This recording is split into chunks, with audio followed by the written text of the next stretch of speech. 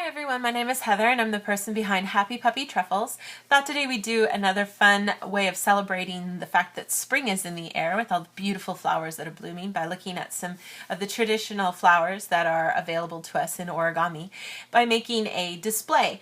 And one of the ways we usually do this, and I've done a lot of these already, is we put it on a shikishi or a display board to kind of keep a beautiful piece of origami forever, make it a nice little artwork kind of thing that you can hang in your house or give as a gift. And if you can't get a hold of these kinds of special Japanese shikishi boards, you can also use mat board. That works great too. We usually use these for calligraphy. Sometimes people paint on them, and they're also often used for origami displays. So with spring in the air, one of the flowers that's really common in Japan is the Camellia flower. And the special Japanese version of it is really pretty. It's really beautiful deep red and has a really pretty bit of yellow in the inside, and the leaves for it are such a beautiful deep kind of green, and I thought I could do a kind of display of that. Now we've got the good old traditional leaf here, and this is the kind of color. It's just such a pretty green. It's kind of weird because it kind of really feels like Christmas, but it's actually a spring flower. This is a traditional camellia origami, and usually the inside is white, but what I've done is I've cut a piece of paper that then can be slipped inside there so that you can have another color to kind of work with. The paper I'm using is actually this really cool paper that is such a beautiful deep red, and there's nothing wrong with just using the white on the back. If you do have double-sided paper, that's fine too, but I really liked the deep color, this rich color of red that was with this piece of paper.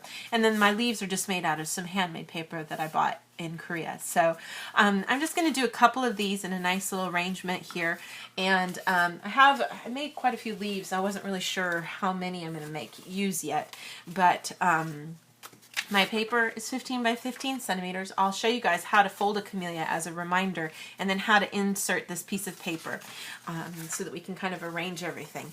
The paper again that I'm using is 15 by 15, and then the paper that I'm going to use for the inside is 6 by 6 centimeters. So let me show you guys just as a reminder how to fold the camellia flower. Now you're going to want to start with your color side facing down. Go ahead and fold your paper in half diagonally. Then go ahead and fold it in half the other way too. Once you're finished with that, open it up, and then I want to take and fold in one of these sides to the center. Get a nice crease on that. And then have it looking this way so that we've got the triangle kind of on the bottom half. And then with this part here, I want to go ahead and fold down and bring it down to this center again.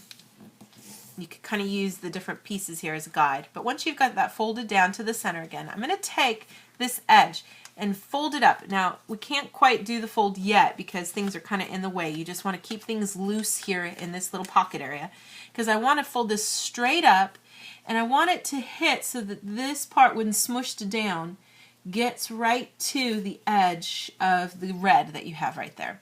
And once you've kind of got that lined up, start the crease, start pushing down, and then you can get all of this to lay down flat and create the edge of our flower. Now I'm just going to go ahead and turn it around a little here, and I'm just going to repeat those steps by folding in, and chances are this should just hit right at that tip so that when you fold over you don't run into any problems with that. Get that part folded down. And again, we're just going to fold straight up here. This time you can also use the guide of this other red edge here, that tip. You're going to probably want to run right into that. Get this part all folded down.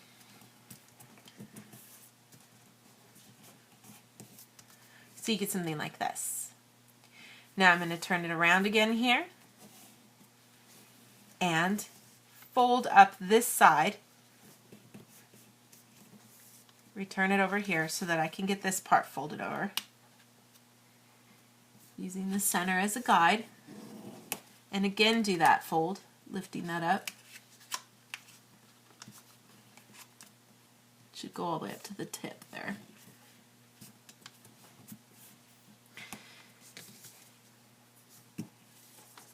And then that should be able to get us to this point here where I can return this part down, keep this part in.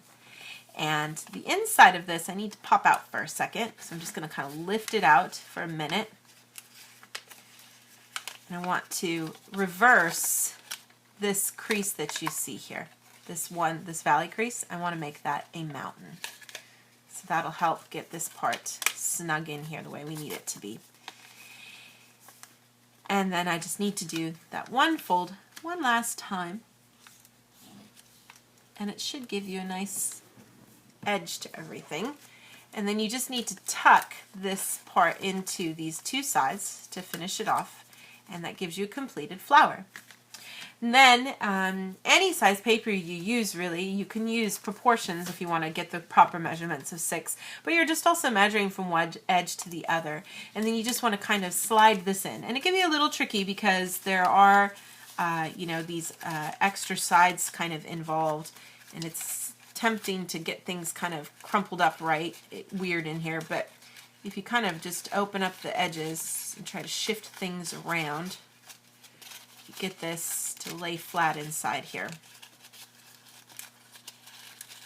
Like I said too, I mean, leaving it white looks fine too. There's nothing wrong with that, but it could be nice to get this yellow in there to give that nice pretty balance of the colors that you usually see for camellias in Japan. So that gives you the nice color combination that we usually get for this. And then I was just going to kind of put these on here with some different kind of leaves underneath to create sort of this feel of things. I was just kind of play with it a little bit and see which one looked the best. Kind of like the way it looks on just the white paper. Kind of really creates a nice contrast of things. But you could kind of play around with the setup, and these are usually on bushes, and so you see a lot of greenery around them everywhere. But if you want to just kind of get a little bit like something like this as a nice display way there, then I'll just go ahead and glue that down and have my completed display for these camellias here. So I'll go ahead and glue these guys down and show you how it looks when we're done. So you can see with my setup here, I just used 2 flowers and 4 leaves to kind of create my little setup. Depends on how you guys want to lay things out for yours, of course. But that kind of gives you a completed display for this particular flower. The flower itself is almost to size even when you consider how big the blooms can get sometimes. But these can be great ways to kind of brighten up your house as spring comes. So I'll have some more fun things like this to help us celebrate with the traditional flowers that are available in the days to come. Thanks again always so much for watching, and I'll see you guys next time.